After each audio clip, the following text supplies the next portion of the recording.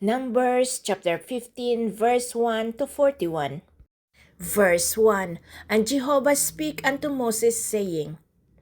Verse 2. Speak unto the children of Israel, and say unto them, When you are come into the land of your habitations, which I give unto you.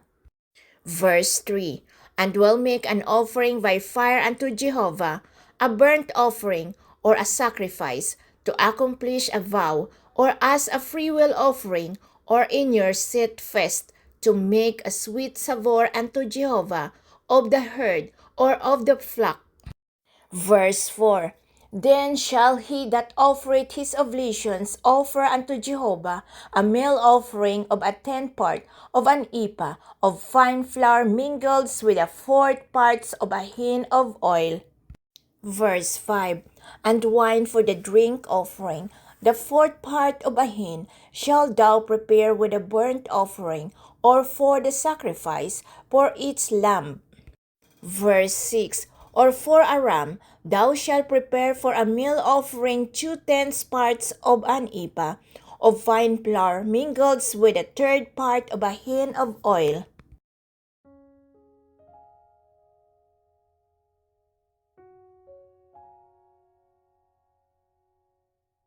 Verse 7. And for the drink offering thou shalt offer the third part of a hin of wine of a sweet savour unto Jehovah. Verse 8.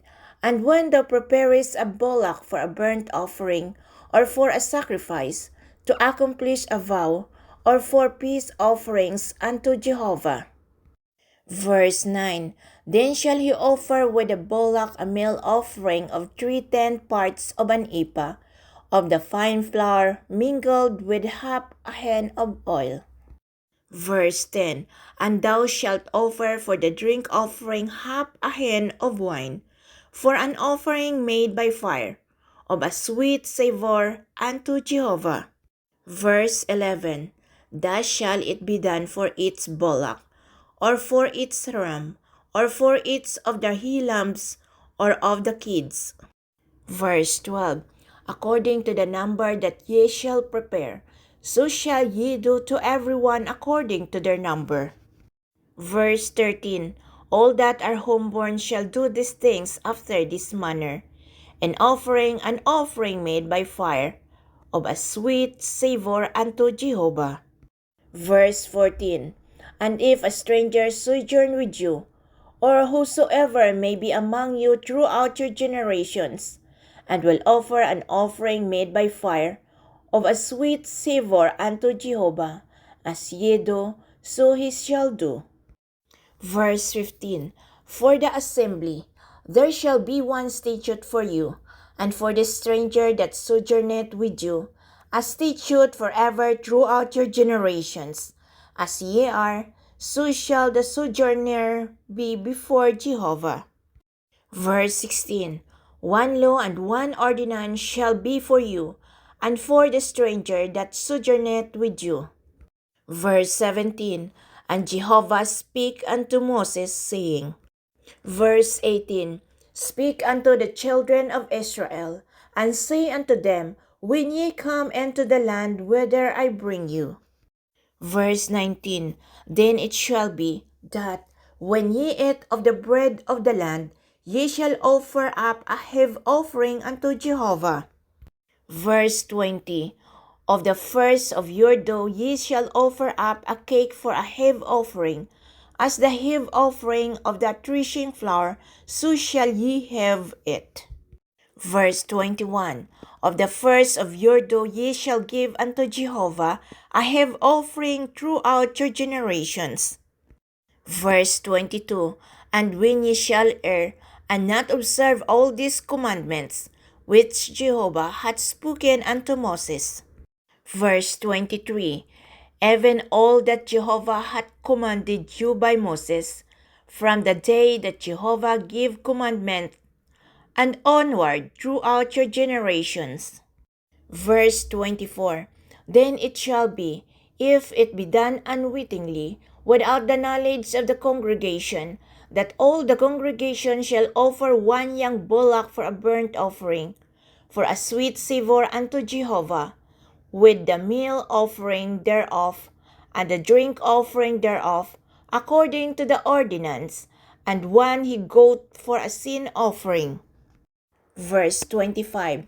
And the priest shall make atonement for all the congregations of the children of Israel, and they shall be forgiven, for it was an error, and they have brought their oblation, an offering made by fire unto Jehovah, and their sin offering before Jehovah for their error. Verse 26. And all the congregations of the children of Israel shall be forgiven, and the stranger that sojourneth among them, for in respect of all the people it was done unwittingly. Verse 27. And if one person sin unwittingly, then he shall offer a she-goat a year old for a sin offering. Verse 28. And the priest shall make atonement for the soul that erreth, when he sinneth unwittingly, before Jehovah, to make atonement for him, and he shall be forgiven. Verse 29. Ye shall have one loaf for him that doeth aught unwittingly, for him that is homeborn among the children of Israel, and for the stranger that sojourneth among them. Verse 30. But the soul that doeth aught with a high hand, whether he be homeborn or a sojourner, the same blasphemeth Jehovah, and that soul shall be cut off from among his people.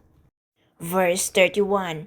Because he hath despised the word of Jehovah, and hath broken his commandment, that soul shall utterly be cut off. His iniquity shall be upon him. Verse 32. And while the children of Israel were in the wilderness, they found a man gathering sticks upon the Sabbath day. Verse 33. And they that found him gathering sticks brought him unto Moses and Aaron, and unto all the congregation. Verse 34. And they put him in ward, because it had not been declared what should be done to him. Verse 35. And Jehovah said unto Moses, The man shall surely be put to death. All the congregation shall stone him with stones without the camp. Verse 36. And all the congregation brought him without the camp, and stoned him to death with stones, as Jehovah commanded Moses. Verse 37. And Jehovah spake unto Moses, saying, Verse 38. Speak unto the children of Israel, and bid them that they make them fringes in the borders of their garments throughout their generations, and that they put upon the fringe of its border a cord of blue. Verse 39. And it shall be unto you for a fringe, that ye may look upon it, and remember all the commandments of Jehovah, and do them, and that ye follow not after your own heart and your own eyes, after which ye used to play the harlot. Verse 40. That ye may remember and do all my commandments, and be holy unto your God. Verse 41. I am Jehovah your God, who brought you out of the land of Egypt, to be your God. I am Jehovah your God. In conclusion, God shows that although Israel failed and faced consequences, God did not abandon them. Instead, He lovingly prepared them for the future, taught them how to worship Him properly, explained the difference between an intentional sin and deliberate rebellion, demonstrated the seriousness of openly defying His commands, and give them visible reminders to help them remember His laws and live holy, faithful lives before Him.